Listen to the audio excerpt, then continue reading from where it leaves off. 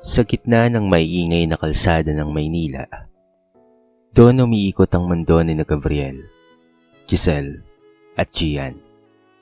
Tatlong magkakapatid na hinahangaan ng marami dahil sa kani-kanilang mga tagumpay. Para sa kanila, ang lungsod ang sentro ng pangarap at sukatan ng halaga ng tao. Kung sino ka, ayon sa kanila, ay nasusukat sa titulo, sweldo at dami ng taong tumitingala sa iyo. Si Gabriel ang panganay, isang kilalang abogado na sanay magsuot ng mamahaling Amerikana at magsalita na para bang laging nasa korte. Para sa kanya, ang disiplina at talino ang nagdala sa kanya sa tuktok. Si Giselle naman ay isang corporate executive sa isang malaking kumpanya.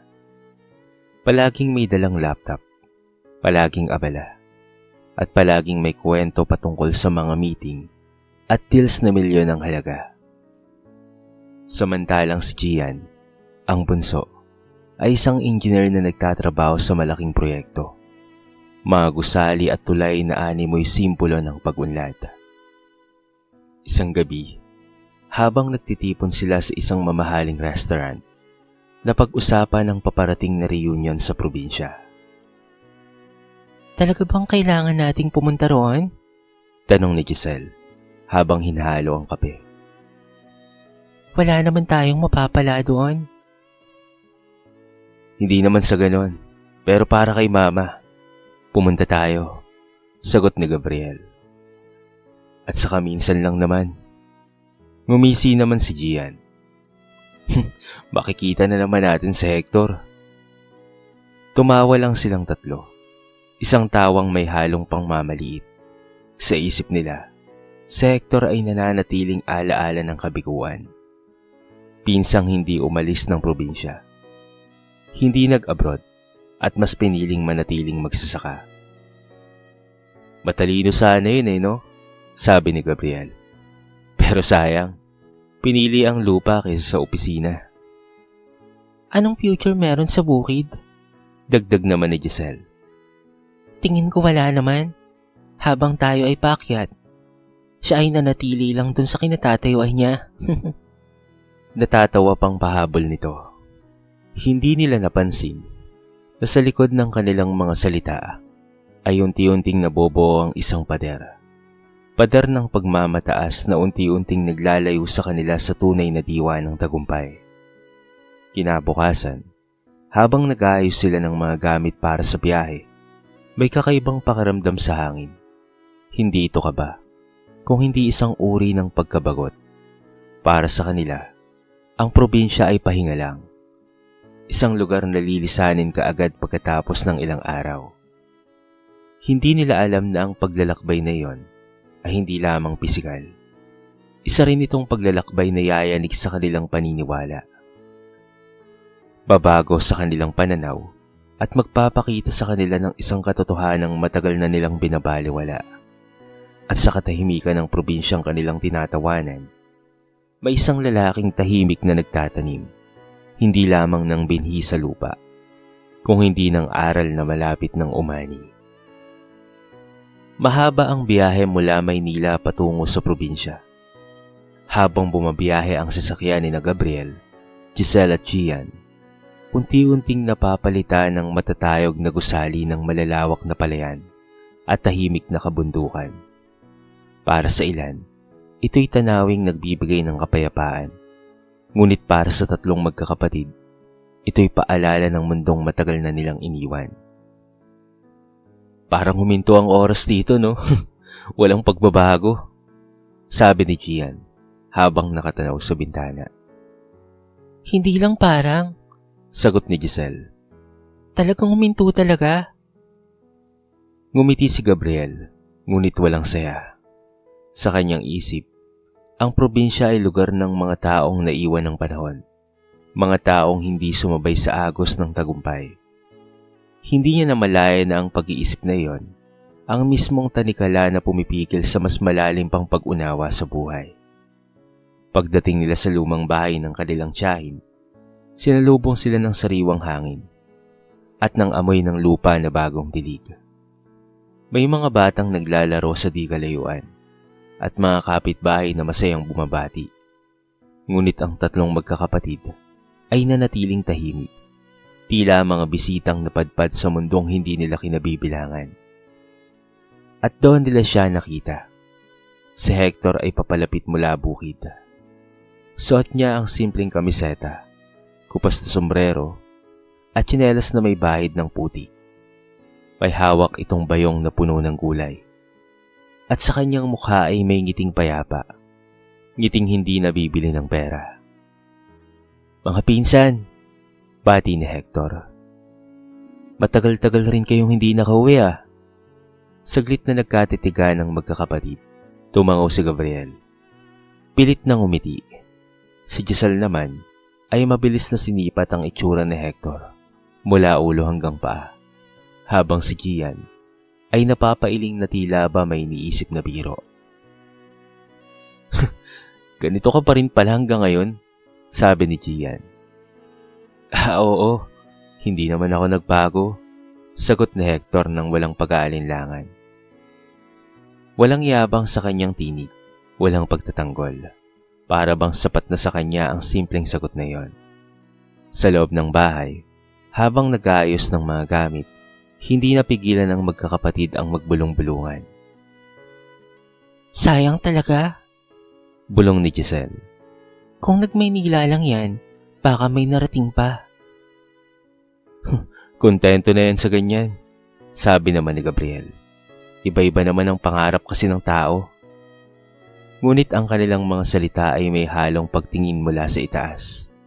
Hindi nila namamalayan na ang katahimikan ni Hector ay hindi tanda ng kakulangan, kung hindi ng kapanatagan. Sa labas, muling bumalik si Hector sa bukid. Bitbit ang kanyang bayong. Sa bawat hakbang niya sa putikan ay mayroong layunin. Sa bawat butil ng pawis ay mayroong dignidad.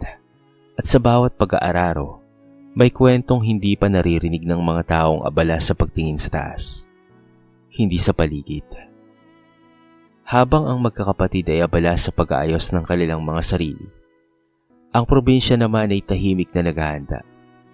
Handa nitong ipakita sa kanila ang isang katotohanang hindi kailanman itinuro sa mga opisina ng lungsod. Dumating ang gabi na may kasamang malamig na simoy ng hangin at liwanag ng gasera sa pagkainan. Sama-samang nagtipon ng pamilya. Mga tiyahin, tiyuhin, mga pinsan, at pati na rin mga kapitbahay. Puno ang mesa ng lutong bahay. Inihaw na isda, kinataang gulay, at mainit na kanin. Para sa probinsya, ito'y karaniwang salo-salo. Ngunit para kina Gabriel, Giselle at Gian, tila isa itong eksenang matagal nang hindi bahagi ng kanilang buhay. Umupo si Hector sa isang sulok, tahimik na kumakain. Halata ang pagod sa kanyang mga kamay. Magaspang, may bakas ng araw at lupa. Napansin ito ni Giselle at hindi napigilang magsalita. Hector, sabi niya na may pilit ng ngiti. Araw-araw ka pa rin bang nasa bukid? Oo sagot ni Hector. Bahaga akong gumigising. Marami kasi akong inaasikaso. Hindi ka ba napapagod? Singit naman ni Gian. Ilang taon ka nang ganyan, di ba? Sandaling tumigil si Hector sa pagkain at tumingin sa kanila. Napapagod din naman, amin niya. Pero masarap ang pagod kapag may bunga. Nagkatinginan ng magkakapatid. Hanggang kailan mo kaya balak gawin yan? Tanong ni Gabriel. Diretso at walang palikoy-likoy. Hindi mo ba naisip na maghanap ng mas sigurado? Tahimik lang ang mesa. Ramdam ang bigat ng tanong. Ngunit hindi nagbago ang tono ni Hector. Sigurado naman ako sa ginagawa ko, sagot niya. Sigurado ako na may pakinabang. Napailing si Giselle. Pero Hector, magsasaka ka lang hindi ba? Paano ang kinabukasan mo? Paano kung magkasakit ka? Hindi ka nagtatrabaho sa opisina. Wala kang titulo sa buhay. Parang may dumaan na malamig na hangin sa paligid. Ang ibang kamag-anak ay umuko na lamang.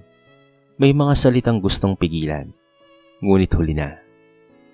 Sandaling nanahimik si Hector. Sa kanyang isipan, bumalik ang mga alaala. Ang mga panahong pinili niyang manatili sa lupa habang ang iba'y umaalis. Ang mga panahong tinawanan siya dahil sa desisyon niya. Ang mga panahong muntikan na rin siyang magduda sa sarili. Ngunit sa halip na magalit, ngumiti siya. Hindi lahat ng mahalaga, sabi niya ng marahan, nasusukat sa titulo. Walang sagot ang magkakapatid. Sa kanilang pananaw, tila pagdadahilan lamang iyon. Hindi nila nakita ang lalim ng mga salitang iyon. Hindi pa. Tumayo si Hector at nagpaalam. Sandali mauna muna ako. May asikasuhin pa kasi ako bukas. Maaga pa ang gising ko. Habang papalayo siya, iniwan niya ang mesa na puno ng tanong. Hindi sa kanya, kung hindi sa mga taong akala'y alam na ang lahat. Sa labas, sa ilalim ng mga bituin, huminga ng malalim si Hector. Hindi siya nasaktan dahil sa sinabi nila. Sanay na siya roon. Ang masakit ay ang makita kung papaanong ang tagumpay ay nagiging dahilan upang maliitin ang kapwa. Hindi niya alam na ang mga salitang iyon, na parang tinik, ay malapit ng maging salamin. Isang salaming magpapakita ng katotohanang matagal nang tinatakasan ng mga taong sanay tumingin pababa sa lupa, na hindi alam na doon nagsisimula ang lahat.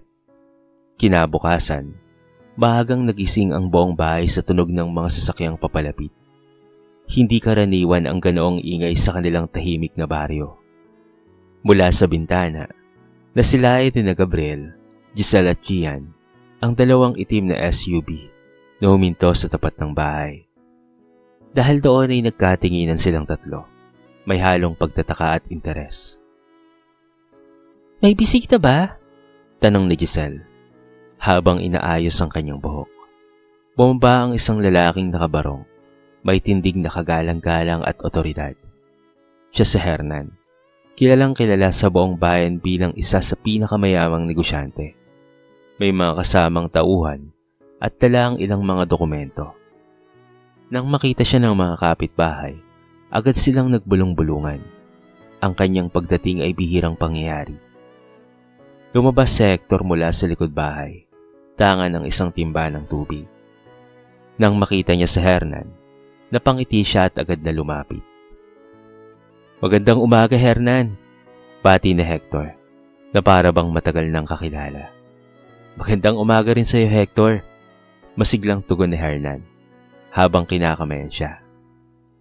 Maaga ka na naman Napatigil ang magkakapatid. Nagkatinginan silang tatlo. Ang eksenang kanilang nasasaksihan ay hindi umaayon sa mga inaakala nila. Ang isang simpleng magsasaka, kinakamayan ng pinakamayamang negosyante sa bayan na para bang pantay ang kanilang estado. Pasensya na kung napahaga ang punta ko, sabi ni Hernan. Gusto ko lang personal na ipaalam na naaprobahan na ang bagong kontrata. Malaki ang tulong ng ani mo sa expansion ng negosyo. Tumango si Hector. Salamat Mas marami pang magsasaka ang makikinabang dyan. Parang may biglang katahimikan sa paligid. Ang mga salitang iyon ay tila kumatok sa isipan ni Gabriel, Giselle at Gian. Sandali, bulong ni Gian. Anong kontrata? Napansin ni Hernan ang tatlong magkakapatid at magalang na lumapit. Kayo pala ang mga pinsan ni Hector mula Maynila, sabi niya. Ako nga pala si Hernan. Nagpakilala ang magkakapatid, ngunit halatang nangingibabaw ang kanilang pagkagulat. Hindi niyo ba alam? Dagdag na Hernan, tila nagtataka. Si Hector ang isa sa pinakamahalagang katuwang ko sa agribusiness dito.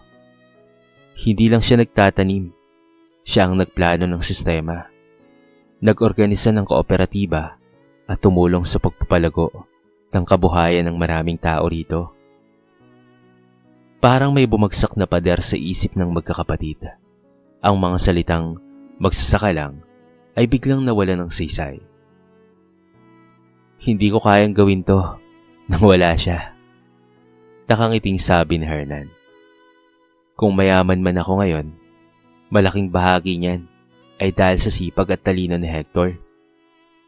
Kaya maraming salamat sa iyo, Hector ha. Tahimik lang si Hector. Hindi siya nagbuhat ng bangko. Hindi ngumiti ng mayabang. Para sa kanya, sapat na ang makita ang bunga ng kanilang pinaghirapan. Habang papaalis si Hernan, naiiwan ng magkakapatid na tila nawalan ng tinig. Ang probinsyang kanilang minamaliit ay biglang nagbukas ng isang katotohanan na ang yaman at tagumpay ay maaaring magmula sa lupang kanilang tinatawanan. At sa katahimikang iyon, unang pumutok ang bitak sa kanilang pagmamataas. Patapos umalis na Hernan, nanatiling tahimik ang paligid. Tila ba pati ang hangin ay huminto upang bigyang daan ang bigat ng bagong katotohanang unti-unting lumulubog sa isipan ni Gabriel, Giselle at Gian. Si Hector naman ay naupo sa bangkong kahoy sa ilalim ng punong mangga. Pinupunasan ng pawis sa noo. Waring walang kakaibang nangyari. Hanggang sa hindi na nga napigilan ni Gabriel ang kanyang sarili. Lumapit siya at naupo sa tapat ni Hector. Pinsan, marahan niyang sabi. Bakit hindi mo kailanman ikinuwento ang patungkol dito? Ngumiti si Hector. Isang ngiting payapa. Walang bakas ng pagtatago. Wala naman kasing nagtatanong, sagot niya. At hindi rin naman mahalagang ipagmalaki.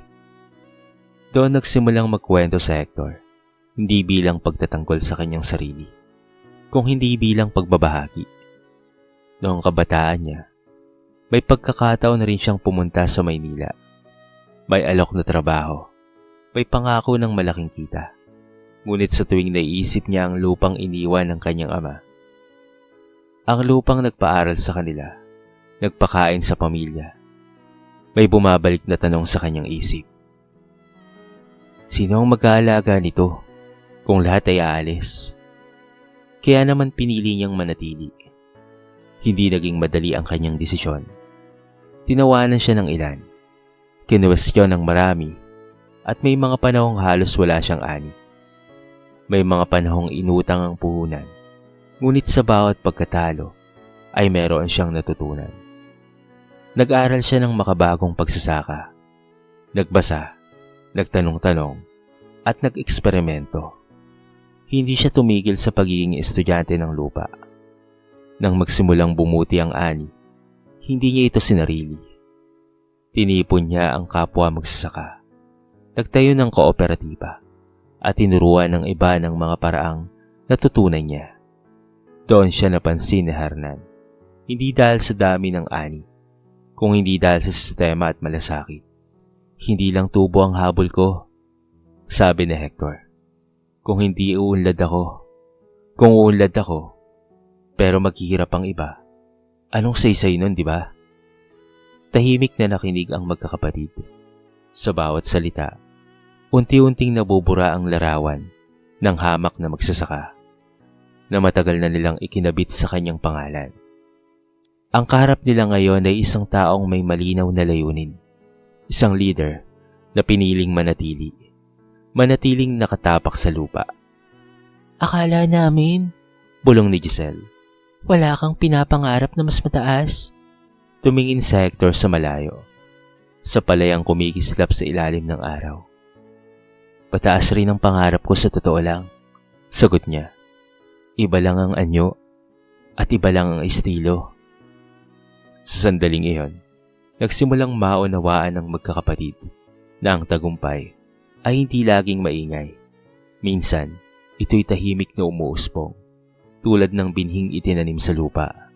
Hindi ka agad nakikita, ngunit sa tamang panahon, namumunga ng higit pa sa ating inaasahan. Lumalalim ang hapon at unti-unting bumababa ang araw sa likod ng mga bundok. Sa lilim ng punong mangga, nanatiling tahimik ang magkakapatid matapos marinig ang kwento ni Hector. Wala nang bakas ng kayabangan sa kanilang mga mata. Napalitan ito ng pagninilay at hiya. Si Gian, siya ang unang tumayo at humarap kay Hector. Pinsan, Mabigat ang kanyang tinig. Pasensya na kung naging mababaw kami ha. Akala namin, alam na namin ang sukatan ng tunay na tagumpay. Sumunod naman si Giselle. May bahagyang panginginig ang kanyang boses. Nasaktan ka namin kagabi. Hindi namin sinasadya. Pero mali talaga kami. Humingi kami ng tawad. Tahimik si Hector. Hindi siya kaagad nagsalita. Sa halip, tinignan niya ang kanilang mga muka. Hindi upang husgahan, kung hindi upang unawain. Nakita niya roon ang mga taong sanay manalo, ngunit bihirang umamin ng pagkukulang. Hindi kayo ang una, wika niya sa wakas. At malamang, hindi rin kayo ang huli. Napatungo si Gabriel. Bilang abogado, sanay siyang ipaglaban ang sarili at manalo sa argumento. Ngunit ngayon, hindi niya maipagtanggol. Mali ang naging tingin ko, amin niya. Akala ko ang respeto ay galing sa titulo. Pero ikaw, iba ang ipinakita mo. Ngumiti si Hector. Iba-iba ang daan ng bawat isa. Ang mahalaga, marunong tayong tumingin sa kapwa ng pantay. Nagkaroon ng mahabang katahimikan. Hindi na mabigat, kung hindi mapayapa. Sa sandaling iyon, tila may nabunot na tinik sa kanilang mga dibdib. Ang mga salitang minsang ginamit nila upang manakit ay ngayon ay nagsisilbing aral. Kinagabihan, sabay-sabay silang kumain muli. Wala nang pangutya, wala nang panlalait na biro. Sa halip, may mga tanong, tunay at may interes.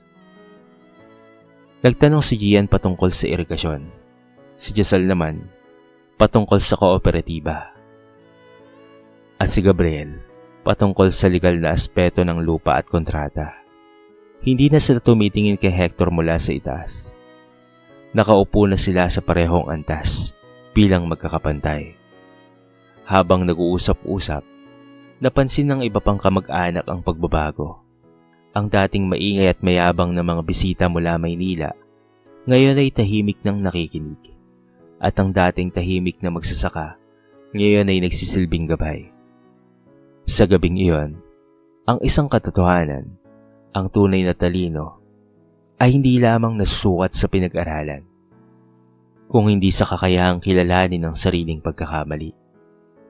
At sa pagtanggap na iyon, nagsimula ang kanilang tunay na pag-unlad, hindi bilang mga profesional, kung hindi bilang mga tao. Sumikat ang araw kinabukasan na tila mas maliwanag kesa sa dati. Sa bukid, marahang gumagalaw ang hangin at ang mga palay ay sumasabay sa indayog nito. Parang sumasayaw sa panibagong simula. Maaga ring nagising sina Gabriel, Giselle at Gian.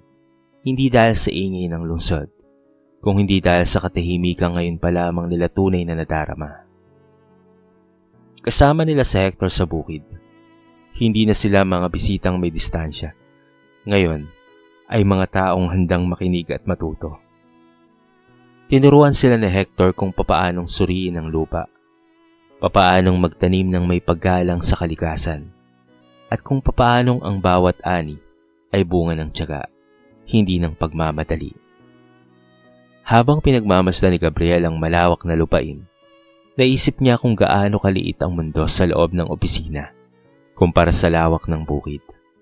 Si Giselle naman ay nakatinging may sistema at disiplina rin dito.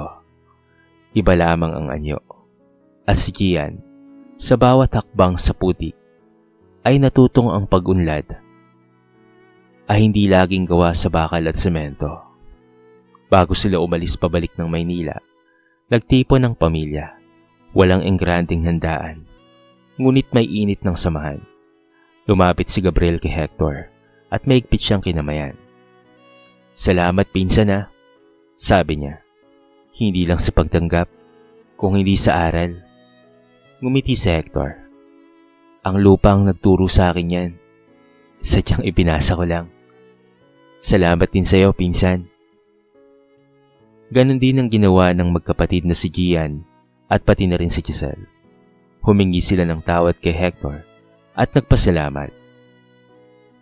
Sa pag-alis ng magkakapatid, may dala silang higit pa sa paalala.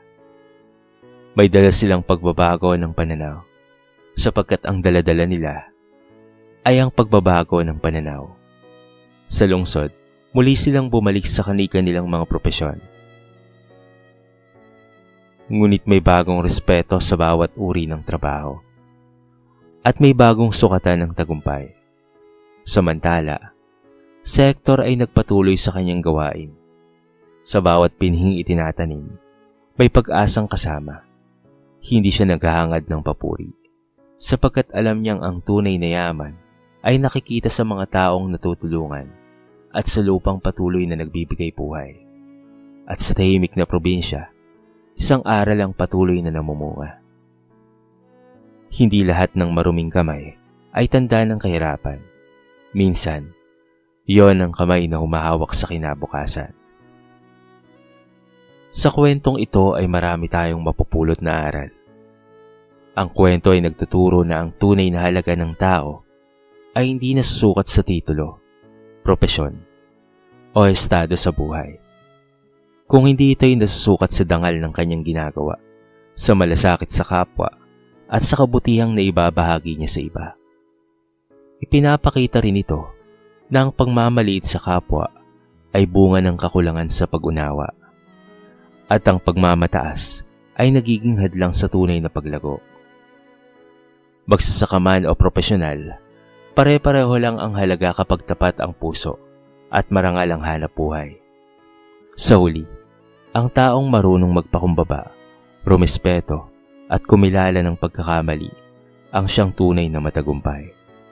Sapagkat ang yaman na may saysay ay ang nakapagpapabuti, hindi lang ng sarili, kung hindi ng buong komunidad at nagiging inspirasyon sa maraming tao. Dito na po nagtatapos ang ating maising kwento sa araw na ito. Sana po ay nagustuhan nyo at sana po ay kinapulutan nyo ng maraming aral. Kayo mga kabarangay, anong masasabi nyo sa ating kwento? Comment nyo naman sa baba ang inyong mga reaksyon at babasahin natin ang lahat ng yan. I-comment nyo na rin kung taga saan kayo para naman malaman ko kung hanggang saan nakaabot ang video na ito. Paki-like and share na rin po ang ating kwento para mapakinggan rin ng iba. At kung bago ka pa lamang sa ating channel, baka naman pwedeng pakihit ang subscribe button at bell notification button para palagi kang updated sa mga bago nating upload na katulad nito. So paano mga kabarangay? Hanggang sa muli, thank you so much and peace out!